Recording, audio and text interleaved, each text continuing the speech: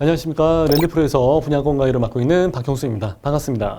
자, 이제 곧 시작이 되는 그 3기 신도시죠. 예, 아무래도 여러분들이 신경을 많이 쓰시게 될 것 같았고, 이제 3기 신도시 어떻게 해야 되는지 여러분들하고 같이 전체적인 내용을 한번 살펴보고자 합니다. 자, 일단은 3기 신도시 검색을 해서 보시게 되면 홈페이지가 일단 연결이 되어 있으니까 그건 여러분들이 보시면서 참고로 하시면은 기본적인 내용은 여기 다 들어가 있으니까 그렇게 되면은 이제 얘기는 다 끝날 것 같고, 자, 이제 여러분들하고 같이 이제 한번 봐야 되는데, 여기 나와 있습니다. 3기 신도시 소개. 자, 정부가 지금 요번 정권에서 이제 최대로 많이 비중을 두면서 사활을 걸고 있는 게 이제 경제죠. 경제, 그 문제 중에서도 일단은 아무래도 공정성에 대한 문제랑 같이 맞물려서 나오게 됐던 것 중에 하나가 이제 부동산 문제죠. 네.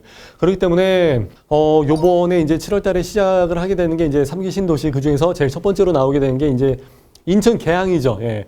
그 첫 번째 포문이 제대로 열리면서 포장이 잘 되어야 될 것이고, 그리고 내 집 마련을 꿈꾸시는 분들은 이제 요 처음에 진행을 한 것부터 많이 공부를 하셔야 될 것 같아서 저희도 이제 방송을 진행을 하게 되는데, 자, 수도권 내에서 그 주택 공급 확대 방안을 가지고 해서 이제 37만 호를 건설을 하겠다라고 해서 이제 계획을 잡고서 진행을 하는 게 이제 바로 이제 이런 사항이죠. 자, 신도시 같은 경우는 일단은 330만 제곱미터 이상을 가지고 이야기를 합니다.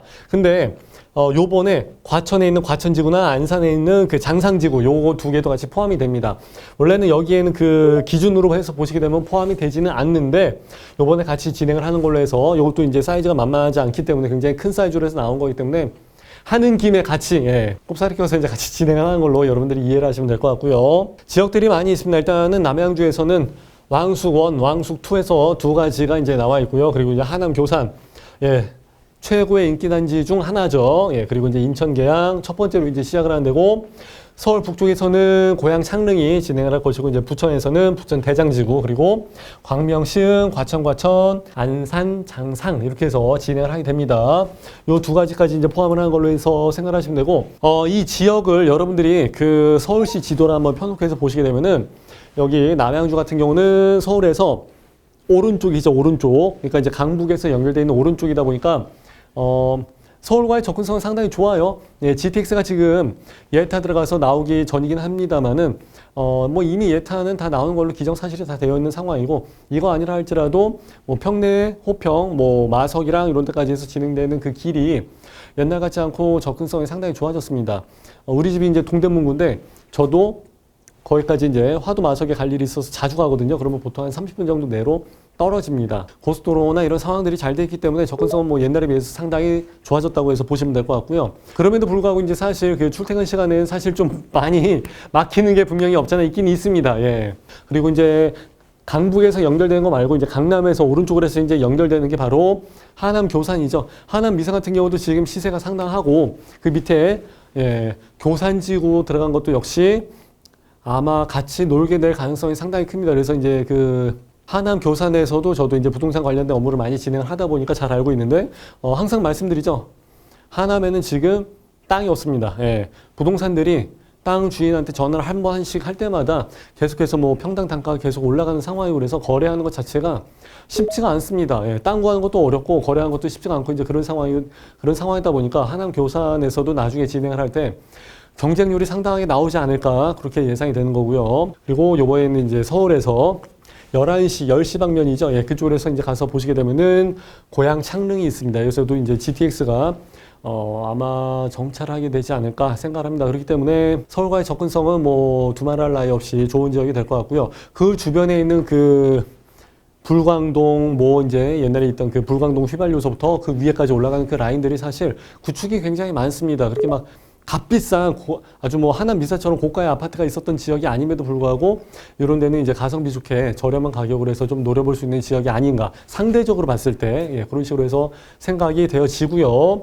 그리고 이제 부천대장 같은 경우는 서울에서 이제 완전히 왼쪽 서쪽에서 이제 접근하는 그 라인이죠.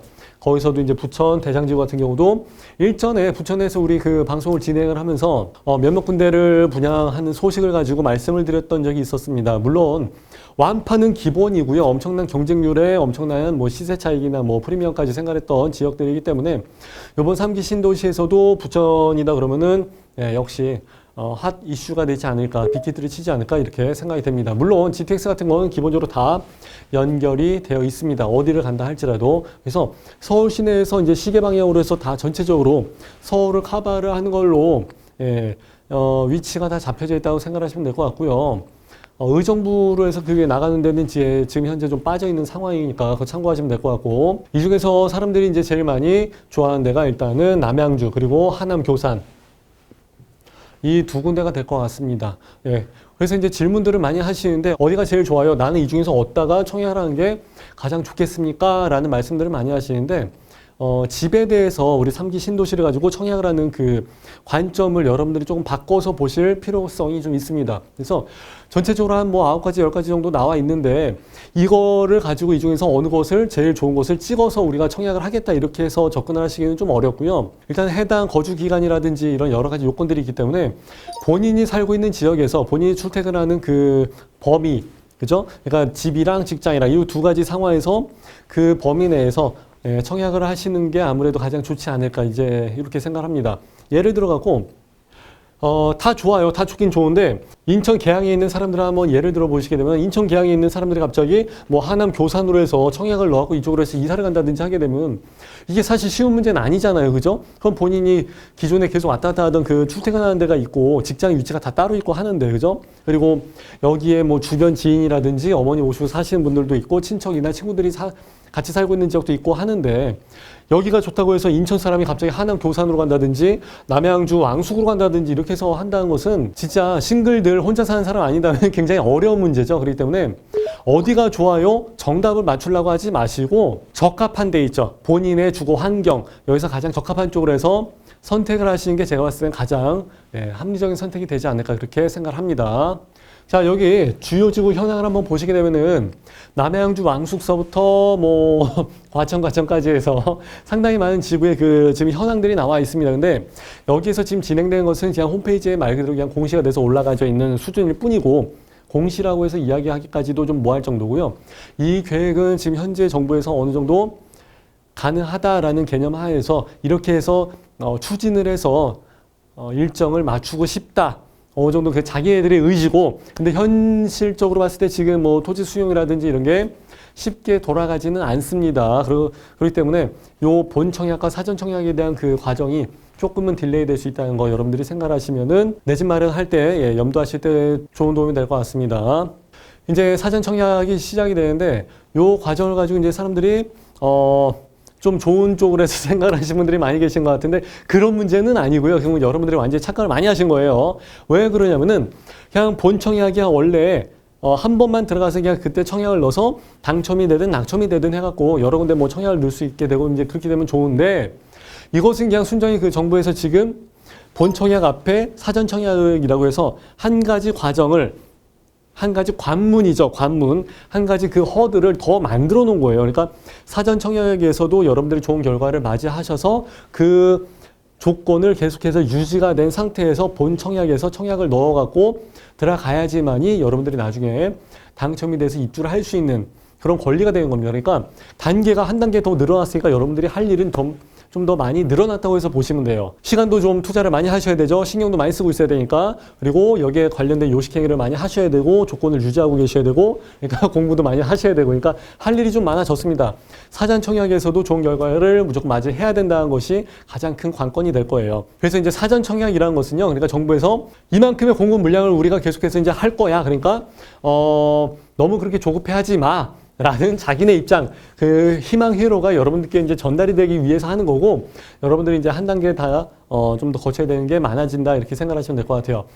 그래서 이 사전 청약에 대해서 여러분들이 그 가장 기본적인 조건이 어떻게 되는지를 여러분들이 먼저 보셔야 되는데, 대략적인 내용은 사실 어디 유튜브를 보신다 할지라도 다 나와 있습니다.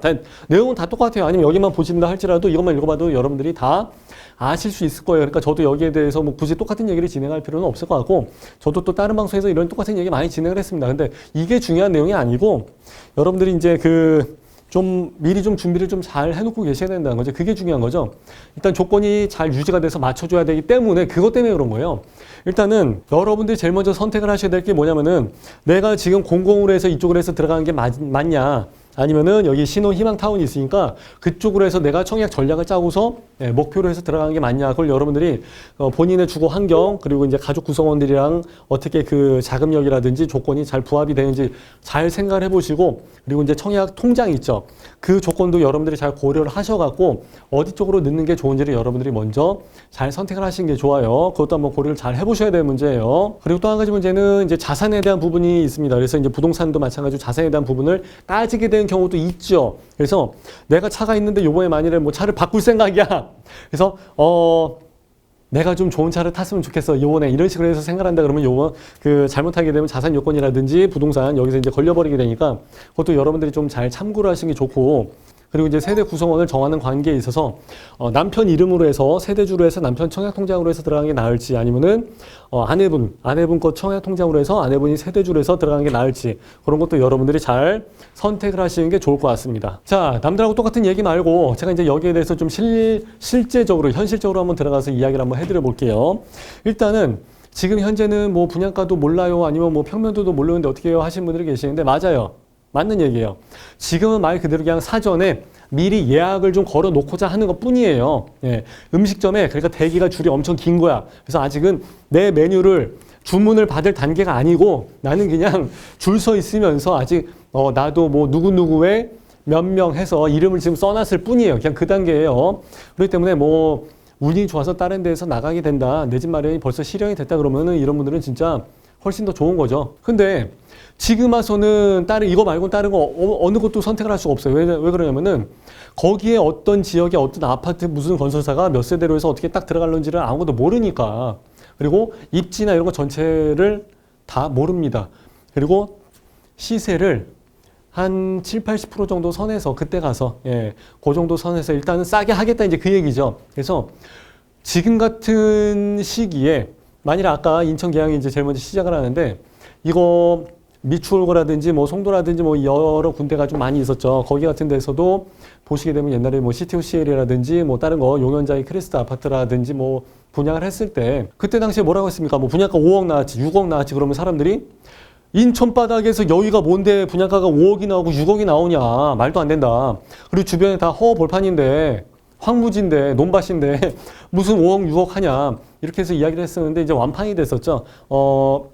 경쟁률이나 이런 거 뭐 얘기할 것도 없이 상당히 좋았었죠. 근데 3기 신도시에서 진행을 하고 있는데도 지금 뭐 어떻게 보면 마찬가지 상황이에요. 지금 5억이나 6억을 가지고 분양을 하는 것도 말이 많이 나오는데, 앞으로 먼 훗날에 그때 이제 본 청약 들어갔을 때 이제 그때가 진짜 본 게임이죠. 그때 들어갔을 때 그때 주변 시세에서 저렴하게 한다고 하지만은 지금의 시세도 나온 게 분양하는 금액이 상당히 비싸다 그러는데, 그때 가서 분양을 하는 금액은 지금보다 훨씬 더 비싸져 있을 가능성이 상당히 크죠. 그 시세에서 70%, 80% 한다 할지라도 지금보다는 좀 더 비싸지게 될 가능성이 많이 있습니다. 그러니까 여러분들이 그때 가서 뭐 배신이다, 배반이다 이런 얘기 하지 마시고 좀 더 준비를 할 그 자금이 좀 많이 생길 수도 있다. 이 정도는 염두를 해 두시는 게 좋을 것 같습니다. 그리고 이제 또 한 가지 문제가 이제 교통에 대한 부분이죠. 그 많은 인구가 그렇게 이제 배치가 되게 되면은 문제가 필연적으로 생길 수밖에 없죠. 주변에 노원 쪽도 마찬가지고 거기 이제 뭐 골프장 이전하는 부분도 마찬가지고, 하다못해 경기 광주에도 기존에 있던 아파트 모하미레도 같은 데에서도 뭐 아파트가 뭐 주변에 자꾸 막 들어서고 하니까 교통 체증 어떻게 할래 이런 얘기 가지고 뭐 현수막 걸고 뭐 여러 가지 얘기가 좀 많이 나오고 주민 간의 마찰도 좀 생기고 이런 분위기가 좀 조성이 됩니다. 근데 하다못해 이제 동네에 이런 데서 블럭을 하나 가지고도 진행을 할 때 그러는데, 아예 3기 신도시라고 해서 새로운 도시 생겨버리게 되면 진짜 교통은 어떻게 할 건데, 이런 부분에 대해서는 아무래도 여러분들이 조금 감당을 하고 들어가야 될 필요성이 있지 않을까 이제 생각을 하는 거죠. 물론 이제 그 GTX가 다 연결이 되긴 하는데, 그 GTX가 이제 하룻밤에 빵 굽듯이 짠짠짠 하고 이제 생겨나는 게 아니기 때문에 아무래도 이제 빨리 진행을 하고자 합니다만은, 아무래도 이제 여기 3기 신도시가 먼저 들어가고 난 다음에 GTX가 연결이 되는 가능성이 좀 있기 때문에 조금 한동안은 흔히 말하는 그 몸빵 있죠. 몸빵, 몸을 때운 거를 좀 해야 되지 않을까 생각을 합니다. 그리고 GTX를 하게 되면 이제 보통 한 6,000원, 7,000원 정도 예상을 하기 때문에 그 금액이 작은 금액은 아니죠. 예, 아마 여러분들 그 월급에서 차지하는 그 교통비가 아마 좀 더 많이 올라가게 될 가능성도 있습니다. 자, 그럼 이제 여러 가지 문제점을 말씀을 드렸을 때 이제 질문들이 많이 나오죠. 그럼 어떻게 하는 게 좋아요? 그럼 어쩌란 말이냐? 이렇게 말씀을 하시는 분들이 계시고 그러는데, 이렇게 하시죠. 부동산 같은 경우는 흔히 말하는 공식이 있어요. 부동산에서 내가 제 거 뭐 방송을 할 때도 항상 말씀드리는 내용이지만은 부동산 바닥은 원래 내일이 없어요. 모르는 거예요. 그렇기 때문에 3기 신도시만을 생각하고서 거기에다 막 모든 걸 다 올인을 해갖고 기대를 한다. 그렇게 해서 생각을 하신다면 그건 내가 봤을 때 전략적으로 좀 미스라고 생각을 해요. 좋은 데는 누가 모르나?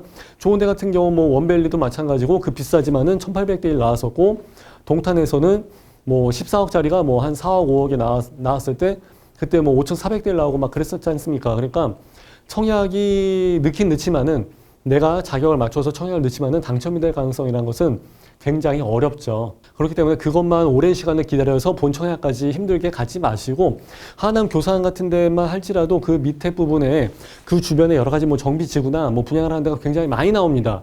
물론 인천 계양도 마찬가지고 다른 데도 마찬가지예요.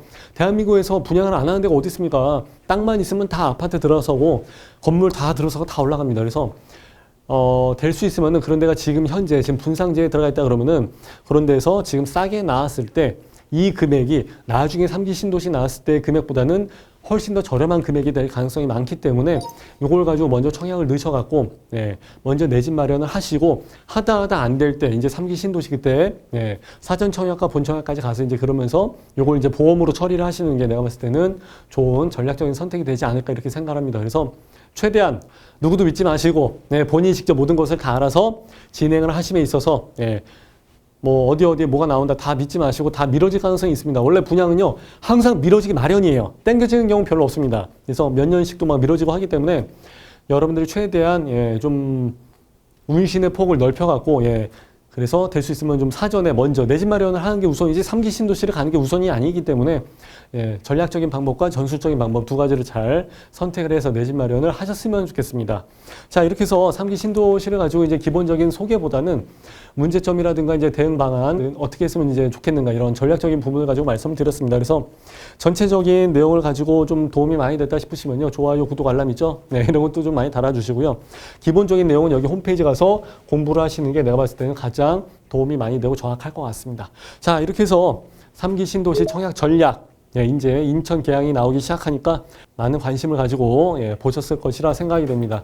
자, 저는 이렇게 해서 마무리하는 걸로 하고요. 다음번에 또 좋은 내용으로 인사를 드리겠습니다. 감사합니다.